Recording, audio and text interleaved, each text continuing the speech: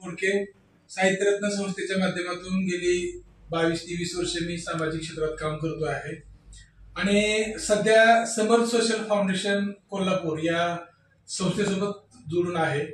गेली अनेक वर्ष आम्ही व्यसनमुक्ती आणि मधुमेह मुक्ती या अभियानात काम करत असताना मला अनेक लोकांना या व्यसनमुक्ती आणि मधुमेहातून मुक्त करण्याचा योग आलेला आहे।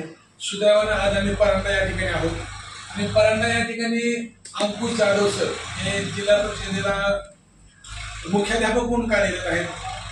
अतिशय उत्कृष्ट असं काम त्यांनी करत असल्यामुळे त्यांना अनेक चांगले पुरस्कार सुद्धा मिळाले आहेत। सर खूप वैतागलेले होते आणि या जो काय आपला व्यसनमुक्तीच्या नंतरचा जो काय टप्पा होता तो त्यांचा मधुमेहाचा होता आणि त्या मधुमेहानं खूप त्रासलेले असल्यामुळे सतत ते औषधं घ्यायचे आणि सुदैवाने त्यांची माझी भेट झाली।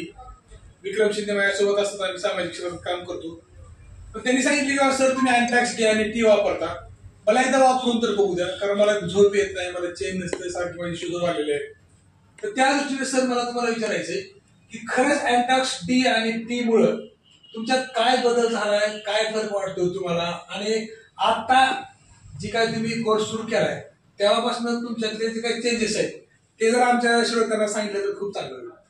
नमस्कार, मी जाधव अंकुशराव रामचंद्र, मी मुख्याध्यापक जिल्हा परिषद कन्या शाळा या ठिकाणी कार्यरत आहे आणि प्रशासनामध्ये शासनाची सेवा करत असताना ताणतणाव येतो आणि त्या ताणतणावामुळं प्रत्येकाला थोडंसं मानसिक संतुलन ढासळल्यासारखं वाटतं कामाचं, आणि ते असं कामामध्ये झोपून गेल्यानंतर हे जाणवतं जे कामच करत नाही त्याचा काही विषय नाही, पण काम केल्यानंतर ह्या घटना घडतात।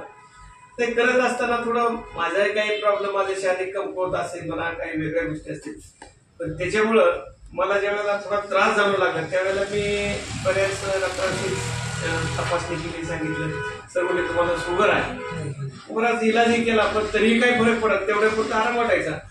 आणि सर माझे फार दिवसापासून जवळचे मित्र आहेत म्हणायचं, पण मार्गदर्शकही आहेत, आणि त्यांनी सांगितलं सर बरं झालं म्हणजे तुम्ही बोलला, तुम्ही सांगितलंच नाही म्हणजे मला की माझ्याकडे असं म्हणजे त्रास होतो।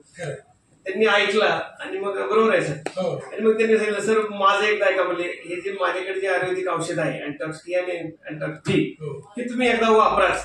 आणि मी म्हणलं सर आपण पहिल्यापासून तुमच्यावर विश्वास ठेवलाय, काय हरकत नाही वापरून म्हणजे हे गोळ्या वगैरे ते थोडे दिवस बस बाजूला ठेवू, आणि ते गेल्या मे महिन्यापासून ते चालू केलं सरांनी दिल्यानंतर, आणि तिथून थोडस असं वाटायला लागलं की आपण काही चुकल्यासारखं झालं का, असं फ्रेश का वाटायला लागलं, म्हणजे वेगळंच वाटायला लागलं आणि आनंदी वाटायला लागलं।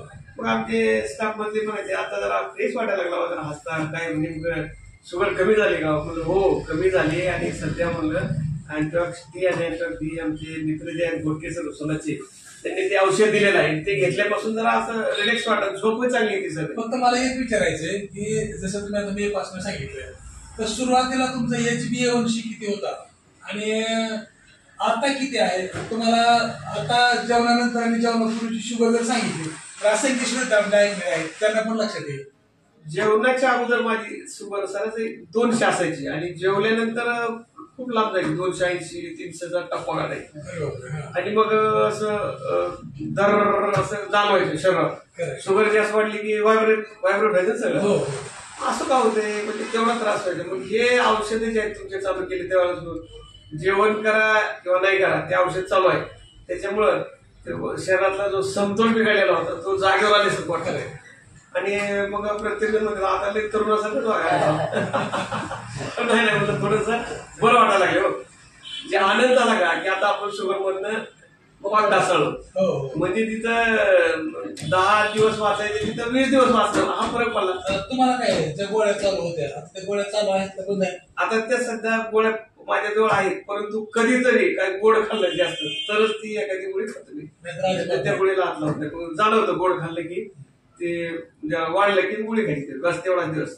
तर खूप आनंद वाटतोय मला सर्व श्रोत्यांना सांगायला आवडेल की खूप दिवसापासून त्रस्त असलेले जाधव सर आज खूप फ्रेश आणि एवढ्या मूड मध्ये आपल्यासोबत बोलतायत आणि त्यांची शुगर पूर्ण नॉर्मल झालेली आहे।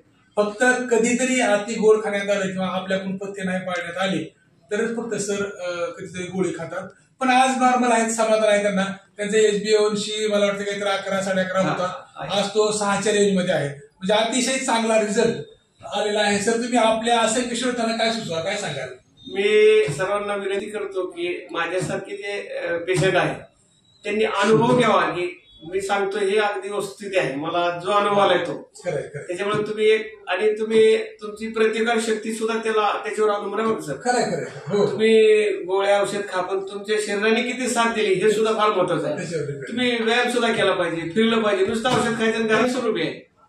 त्याच्यामुळे सर्वांना विनंती आहे की आपण एक वेळेस हे औषध घेऊन पहा, अनुभव, आणि तुम्हाला अनुभव आल्यानंतर तुम्ही सांगाल की खरंच पहिल्या पेशंटने सांगितलेल्या वस्तू ती अगदी सत्य आणि खरी आहे. शुगर मुक्त होण्यासाठीचा फॉर्म्युला अतिशय चांगला, दर्जेदार आणि विश्वास असलेला अँटॉक्स डी आणि अँटॉक्स टी आपण वापरावा, एवढीच सर्वांकडून एक अपेक्षा करतो आणि थांबतो. नमस्कार.